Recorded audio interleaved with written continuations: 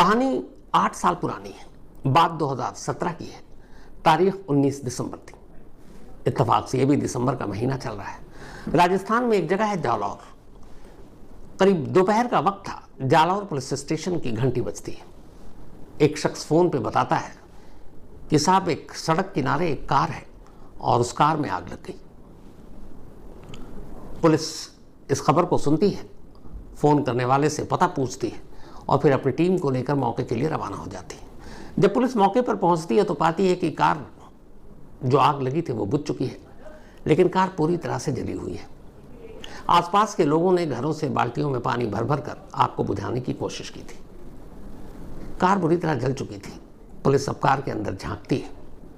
एक ड्राइवर के बराबर में जो सीट है उस पर और एक पीछे 100% जली हुई 2 लाशें नजर आती हैं। पुलिस उन दोनों लाशों को बाहर निकालती है, मुर्दाघर भेजती है। अब लोगों से पूछताछ करती है कि चश्मदीद कौन है।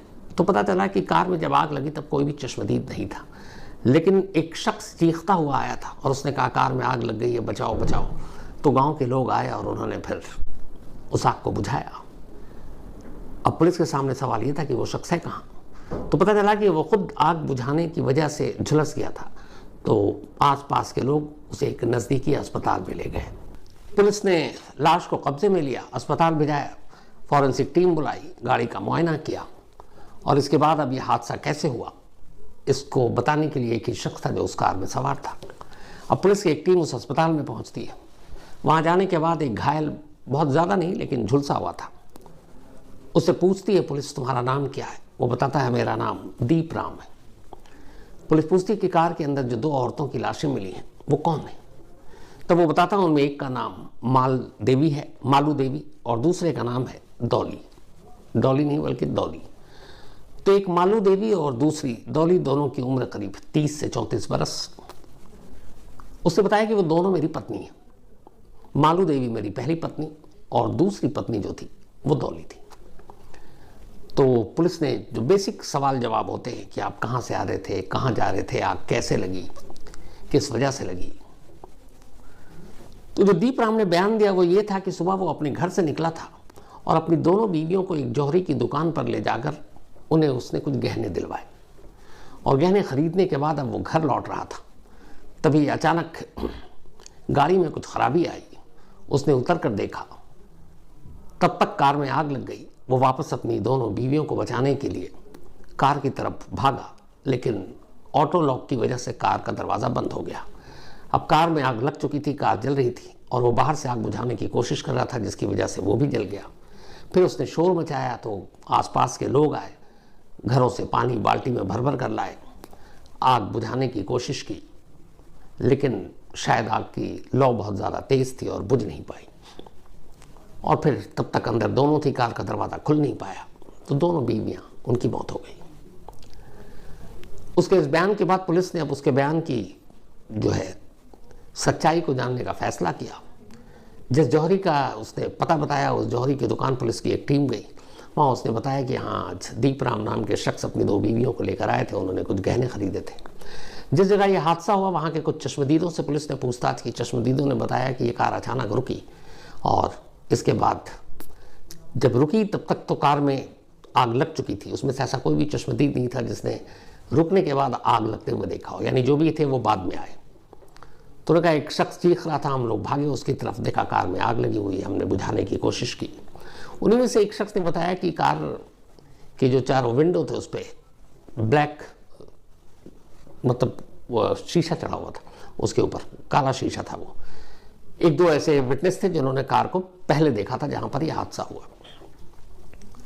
अब पुलिस गांव जाती है, दीपराम की दोनों बीवियों के मायके भी जाती है, उनसे पूछताछ करती है। हर एक जगह से पूछताछ करने के बाद पुलिस के हाथ खाली। कोई भी जानकारी ऐसी नहीं मिली जिससे ये पता चल सके कि ये क्या है। पुलिस को भी लगा कि ये एक हादसा है।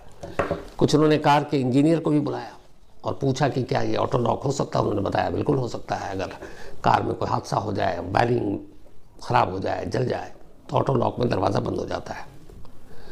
जब पुलिस ने और पूछताछ की तो पता चला कि दीपराम अपने दोनों बीवियों को एक साथ रखता था और खुश रखता था। कुछ वक्त पहले दूसरी बीवी अब एक दूसरी जगह पर थी। उसकी वजह ये थी कि दीपराम ठेकेदार था, मकान बनाने का काम करता था, और अब जहाँ पे जिस बिल्डिंग का ठेका मिला उसी के बराबर में उसने एक घर ले रखा था और अपनी दूसरी पत्नी डॉली के साथ वहीं रहता था। पहली पत्नी से उसे एक बेटा था और दूसरी पत्नी से एक बेटा और एक बेटी। हर तरफ से जब पूछताछ हो गई तो फिर शक की कोई गुंजाइश थी नहीं और पुलिस मानकर चल रही थी कि यह हादसा है। कार में आग लग गई और दोनों बीवियां दीपराम की जलकर मर गईं। लेकिन पुलिस को अपना काम आगे भी करना था। कुछ चीज़ें ऐसी थी जिसमें से उस पुलिस टीम में से एक शक को कुछ शक महसूस हो रहा था। उसे लग रहा था ये मामला इतना सीधा नहीं है। और दो तीन बातें थी उसकी। पहली ये कि उसे लगा कि एक पति अपने दोनों बीवियों को एक साथ एक ही दिन गहने ले जाकर दिलाए, ये थोड़ा सा अटपटा लगा। दूसरा, जब उन्होंने पूछताछ की दोनों के मायके में और बाकी रिश्तेदारों से, तो पता चला कि दीपराम ने सारे रिश्तेदारों को ये बता रखा था कि आज मैं अपनी दोनों बीवियों को गहने दिलाने ले जा रहा हूँ। तो अमूमन अगर कोई अपनी बीवी को शॉपिंग कराता है या गहने दिलाता है तो ये बड़ी पर्सनल चीज़ होती है, इसका ढिंढोरा नहीं पीटा जाता। लेकिन वो हर एक को बता रहा था कि आज सुबह मैं दोनों बीवियों को ले जा रहा हूँ गहने दिलाने के लिए। तीसरा, कोई चश्मदीद था नहीं, वहाँ पे कोई सीसीटीवी कैमरा भी नहीं था। हालांकि 2017 आ चुका था लेकिन फिर भी सीसीटीवी कैमरा नहीं था कोई वहाँ पर। तो कुछ चीज़ें शक पैदा कर रही थी, लेकिन उस शक के साथ कुछ सबूत ऐसा मिल नहीं रहा था जिससे दीपराम पर शक किया जा सके। अब पुलिस ने दीपराम की ज़ाती ज़िंदगी में झांकने का फैसला किया तो पता चला कि दीपराम ने शुरुआत मिस्त्री के तौर और तब बेहद गरीब था और उसकी शादी हुई मालू देवी से, वो भी एक गरीब परिवार से थी। लेकिन मालू देवी से शादी करने के बाद दीपराम की किस्मत चमक गई। धीरे धीरे उसको अब अपनी मिस्त्री वाला काम छोड़कर ठेका लेना शुरू किया, मकान बनाने का, दुकान बनाने का, इमारतें बनाने का, और ये ठेका कामयाब रहा। अब धीरे धीरे ये हो गया कि उसके अंडर में ही 100 मिस्त्री काम करने लगे। फिर उसने अपना घर बनाया, फिर गाड़ी खरीदी। तो पहली पत्नी मालू देवी उसके लिए बड़ी लकी थी, लेकिन साथ ही जब दौलत आया, पैसे आए, तो उसके मन में एक इच्छा और आई कि एक दूसरी शादी भी करनी चाहिए। हालांकि पहली पत्नी से एक बेटा हो चुका था। अब उसने खोजबीन शुरू की और तब उसकी नज़र जाकर पड़ी डॉली पर। डॉली की ऑलरेडी 2 शादी पहले हो चुकी थी और दोनों नाकाम रही। डॉली के घर वालों से उसने बात की और एक झूठ बोला। उसने कहा मेरी पत्नी की मौत हो चुकी है और इसलिए मैं, एक बेटा है, दूसरी शादी करना चाहता हूँ।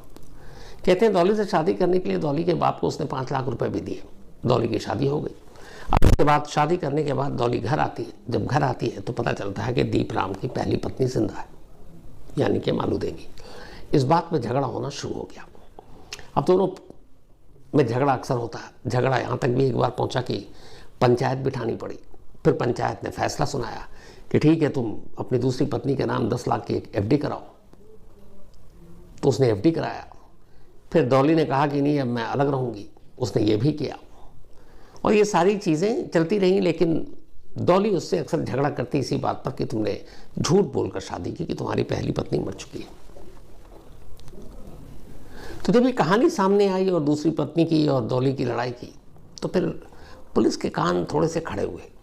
उसे लगा एक साथ एक कार में अचानक आग लगना, शॉपिंग का ढिंढोरा पीटना, किसी चश्मदीद का ना होना और ऐसी जगह पर कार में यह हादसा होना जहां आसपास में सीसीटीवी कैमरा नहीं है, जबकि उससे कुछ किलोमीटर पहले और कुछ किलोमीटर बाद कई सीसीटीवी कैमरे, और किसी चश्मदीद का ना होना।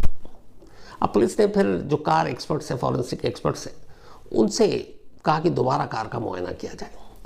जब कार का दोबारा मुआयना किया गया तो फिर फॉरेंसिक रिपोर्ट में ये बात आई कि कार के अंदर से कुछ पेट्रोल मिले। अब वो कार पेट्रोल वाली ही थी जिससे चलती थी, लेकिन कार के अंदर पेट्रोल का होना, इसका मतलब है आग उस पेट्रोल से लगी। दीपराम सिगरेट बीड़ी पीता नहीं था, इसलिए वहां कोई गुंजाइश थी नहीं। तो जब पेट्रोल की बात सामने आई तो फिर पुलिस को लगा कि मामला कुछ गड़बड़ है। अब पुलिस ने, अब तक कोई गिरफ्तारी नहीं हुई है, दीपराम को थाने बुलाया और थाने बुलाकर उससे इधर उधर के फिर सारे वही पुराने सवाल, उस दिन के हादसे कब, कहाँ, कितने बजे निकले, पूछना शुरू किया। फिर पुलिस से पूछा कि क्या इससे पहले कभी ऐसा हुआ कि तुम दोनों बीवियों को एक साथ कभी शॉपिंग पर ले गए? दीपराम घबराया। उसने कहा नहीं, और जबकि दूसरी शादी को करीब 6 साल अब होने वाले थे। तो उसने कहा कि पहली बार तुम अपनी दोनों बीवियों को एक साथ ले जा रहे हो शॉपिंग कराने, और पहली बार में यह हादसा होता है। ये एक इत्तेफाक है या साजिश?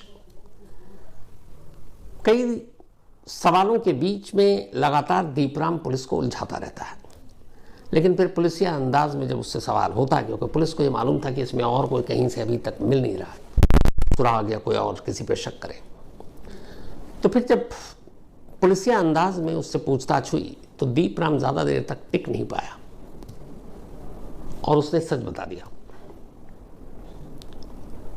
उसने इस बात को कबूल किया कि कार में लगी आग एक हादसा नहीं था बल्कि एक साजिश थी, और उसने ही अपनी दोनों बीवियों को जिंदा जलाकर मार डाला है।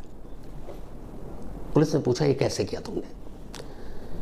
उसने कहा कि असल में मुझे अपनी एक बीवी को मारना था और वो थी डॉली, लेकिन कुछ इत्तेफाक ऐसे हुए कि दूसरी बीवी को ही मारना पड़ा। पुलिस ने उससे बोला कि पूरी कहानी सुनो। दीपराम ने पूरी कहानी सुनाई। उसने कहा कि जब औरत आई, मेरी पहली बीवी मालू देवी बहुत अच्छी थी, बहुत ही घरेलू और हमेशा आज्ञाकारी, कभी झगड़ा नहीं करती। एक बेटा था, उसकी बहुत अच्छी परवरिश कर रही थी, पढ़ी लिखी नहीं थी लेकिन पूरा घर अच्छे से संभालती। मैं भी उसे बहुत मानता था, इसलिए भी मानता था कि उसकी ज़िंदगी में आने से ही मैंने तरक्की की, पैसे कमाए, घर खरीदा, गाड़ी खरीदी। लेकिन फिर 10 साल बाद अचानक मुझे लगा कि मेरी बीवी इतनी पढ़ी लिखी नहीं है और दौलत के साथ मुझे लगा कि मुझे एक और शादी करनी चाहिए। और उसने कहा, हमारी बिरादरी में कई लोग हैं जो 2-2 शादियाँ कर लेते हैं। तो इसी के बाद इधर उधर तलाश करते करते मेरी नज़र डॉली पर पड़ी, वो मुझे पसंद आ गई। मैंने उसके बाप को 5 लाख रुपए दिए, झूठ बोला कि मेरी पहली पत्नी मर गई है, लेकिन और मुझे ये लगा कि 5 लाख के बाद डॉली भी खामोश रहेगी। लेकिन जब वो घर आई तो उसके तेवर अलग थे। उसे जैसे ही पता चला कि मेरी पहली बीवी जिंदा है, मैंने झूठ बोलकर शादी की है, वो नाराज़ हो गई और लड़ने लगी। मैंने बहुत समझाने की कोशिश की, वो मायके चली गई, फिर मना कर लाया, लेकिन इस बात को वो भूली नहीं और हर रोज़ किसी न किसी बात पर मुझसे लड़ती रहती। ये सिलसिला चलता रहा। इस दौरान में मुझे उससे एक बेटा भी हो गया, बेटी भी हो गई, लेकिन वो झगड़ा करना उसने बंद नहीं किया, यहाँ तक कि वो मेरे माँ बाप को भी बुरा कहने लगी। जब 4-5 साल बीत गए तब मुझे अचानक लगा कि मेरी पहली पत्नी कितनी शरीफ और कितनी अच्छी थी। उसने कभी कोई आवाज़ नहीं उठाई, यहाँ तक कि जब मैंने दूसरी शादी की तब भी उसने कभी पलटकर मुझसे नहीं पूछा कि तुमने कैसा क्यों किया। तो मुझे धीरे धीरे वो अपनी गलती का एहसास होने लगा और मुझे वापस शादी के 10 साल बाद जो मेरा दिमाग पलट गया था, वापस अब मेरा प्यार मेरी पहली पत्नी मालू देवी की तरफ उमड़ने लगा। मुझे लगा काश मैं इसी के साथ रहता और मैं दूसरी शादी न करता। तो अब धीरे धीरे मैं पहली पत्नी से ज़्यादा प्रेम करने लगा। उधर डॉली ऐसी थी कि लगातार लड़ रही थी, फिर उसने हमें अलग कर दिया। एक जगह नया ठेका मिला, उसने कहा यहीं रहेंगे और मैं वहीं रहने लगा। लेकिन फिर 18 दिसंबर 2017 की बात है, उसने मेरी माँ और मेरे बाप उन दोनों के बारे में बहुत सारे अपशब्द कहे और उस दिन मुझे बर्दाश्त नहीं हुआ। मैंने तय कर लिया कि मैं डॉली को रास्ते से हटाऊंगा। इसके बाद 18 दिसंबर की रात मैंने उससे कहा कि चलो बहुत दिन हो गए, तुम्हारे पास गहने नहीं है, नया गहने दिलाता हूँ। झूठ बोला कि कुछ और प्रॉफिट हुआ है, काम अच्छा चल रहा है। और मुझे मालूम था डॉली जेवर के नाम पर ज़रूर राज़ी हो जाएगी और खुश हो जाएगी, क्योंकि उसे सोना बहुत पसंद था। तो अगले दिन सुबह आई और मैं उस दिन अपने घर पर था, यानी कि जो पहली पत्नी और माँ बाप, तो वहीं आई।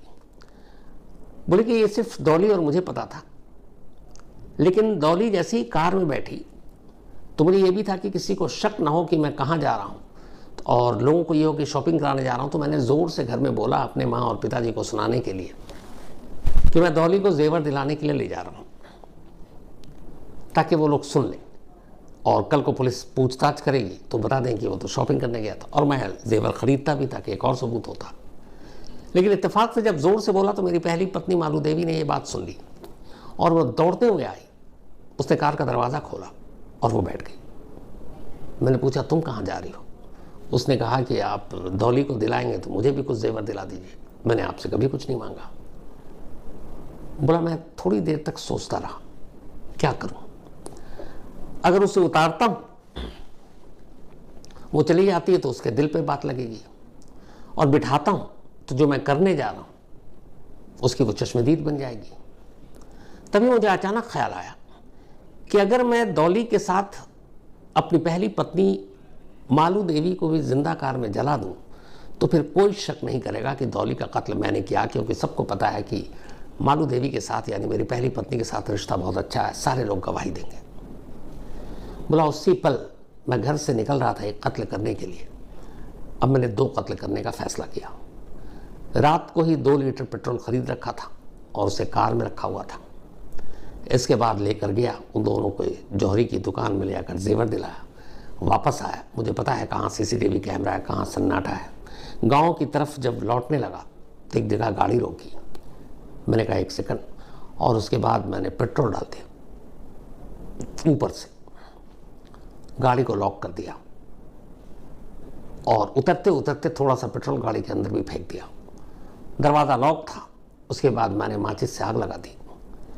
शीशा काला था। मैंने उन दोनों को मतलब जलते हुए चीखते हुए, तो शीशा बंद, सुनाई भी नहीं दी आवाज़, तो मुझे कुछ पता नहीं, लेकिन वो दोनों चीख रही थी।